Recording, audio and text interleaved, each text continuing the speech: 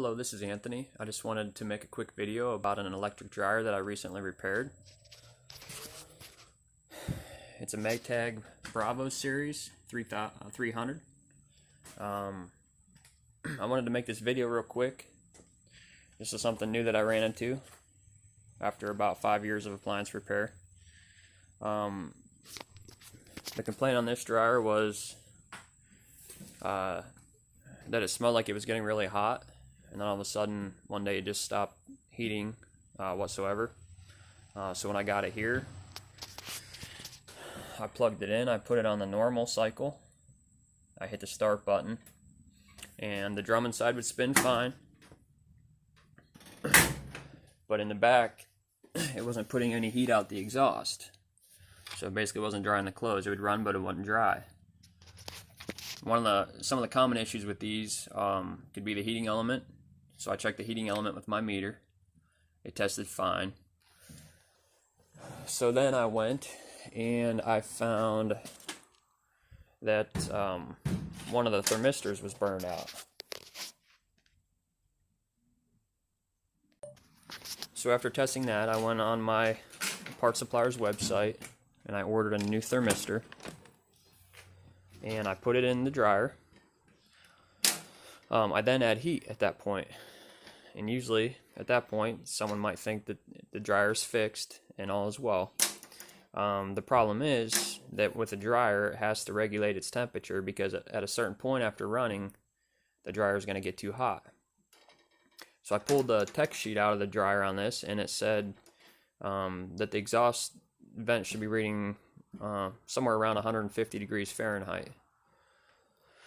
Well, I put my infrared thermometer back there and I was measuring around 200 degrees. So at that point I shut the unit off. I figured because if it gets too hot again, it'll do what it did the first time. It'll burn that thermistor out and could possibly end up damaging the heating element, which could be upwards of $100. So at that point, you might not be even thinking about repairing the unit at that cost, so you want to prevent that from happening. So after double checking a couple things, I wanted to make sure the heating element wasn't shorted out on one side, because I read that people had issues. I've never run into that before on a dryer. Usually if there's a heating element problem, it'll be burnt out altogether.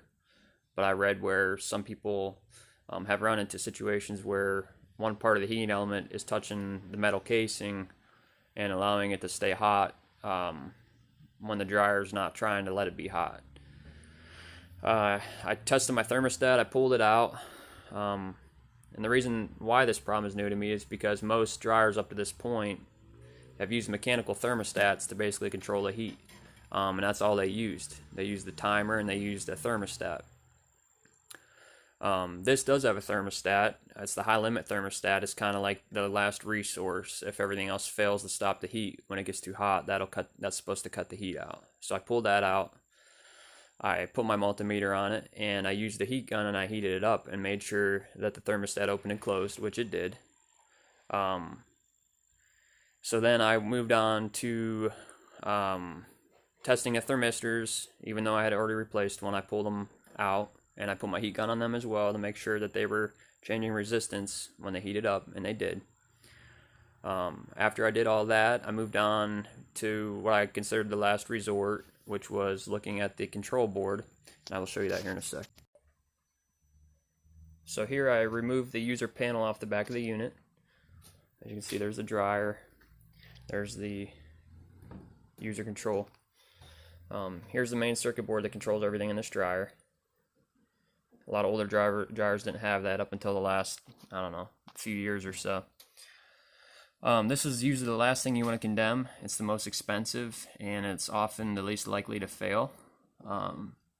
Usually when somebody overlooks a small issue, they want to jump straight to the control board.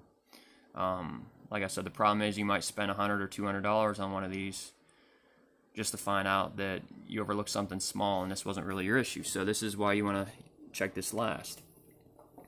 So here's my two wires here that control my heating element, and here's the relay that controls that. So this relay is just acting like a switch to close the circuit and allow power to go to the heating element. So I figured instead of condemning the whole circuit board, I would just check that relay first And so I pulled the circuit board out, and one thing you want to do is check it over. You want to make sure there's no signs of smoke or anything crazy looking in there. And the circuit board looked fine, just as I'm showing you now. The whole thing looked good when it was out. So then I would unplug this connector off my relay here. Always make sure your dryer is unplugged before playing with anything electrical, because you can and will get shocked. So there's the relay.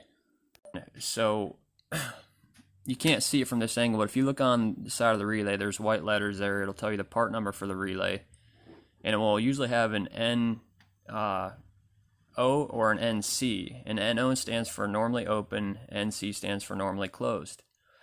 This one here has NO, which is normally open, and that means when there's no power to this unit, the switch inside this relay should be open. So there shouldn't be any continuity going across it. So when I tested the old one, I had one lead here, and I had my other lead here. I'm just going to do this for demonstration purposes. But when I tested the old one, I was getting an audible sound, which means I have continuity. And remember, I said the switch should be open inside. So when it's making this noise, if you were to be properly positioned on those prongs, then that means that inside your switch is stuck closed. And that's how relays often fail. They, from heat and current buildup over time, they weld themselves shut. So right then I knew my relay was bad. So I pulled the relay out, and like I said, there's a part number on the front of it. I got lucky enough to where I went on Amazon.com and I matched up the relay numbers, and I found the exact replacement relay, which is this one here. I've already replaced it. And since it's normally open and it shouldn't have any continuity when the power's off, right there's a test. That's what it should be like right now.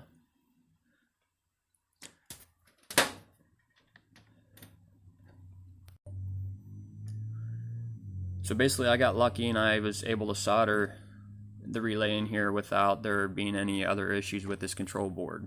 That's always a risk that you take. It's not worth it, and most of us don't have the schematics or the time or all the resources to test every component on this board and make sure everything's working properly. So after I put that new relay in, I hooked everything back up. I put everything back together. I plugged the dryer in, I ran the dryer, and I could look down underneath and see that the heating element was heating up red. Red's what you want to see. And then after probably 5 or 10 minutes, you can see the heating element kick off, which is what you want, because that's how it controls its heat. It'll turn that relay on and off, and that allows that heating element to run for a certain amount of time, allowing it to heat up the temperature without getting too hot. So basically for I think probably a $6 to $8 relay off Amazon and I don't know, probably a $5 thermistor from my parts supplier, I was able to fix this dryer and get it running again. I just wanted to share that little thing with you.